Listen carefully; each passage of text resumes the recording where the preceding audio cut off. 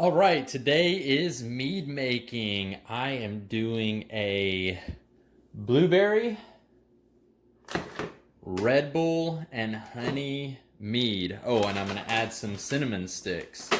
If you check my other videos, and I'll put the link right here, I've actually made one just like this, but I used a much higher tolerant content mead, which goes up to 19%. Today, I'm going to be reusing a yeast that I've used, which is more of like a 12. It's a cider. So it's going to be a Red Bull, blueberry, honey cider, which is going to be very interesting with a little bit of extra cinnamon on top of there. So without further ado, this is how it's made. What I'm going to do, I'm going to apply the honey.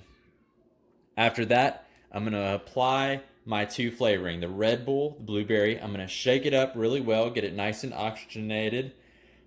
I'm going to add my cinnamon sticks, then add my yeast, shake it up again, then top it off with water and shake it up just a little bit after that. If you notice during the video, I will constantly have wet hands because I'm constantly washing my hands. Anytime I touch something that's going to go inside, wash my hands. 3 pounds of honey is what I will be using. Actually, I'm going to use 2 pounds because I've got so much over here with the flavoring that there's going to be sugar in each of these.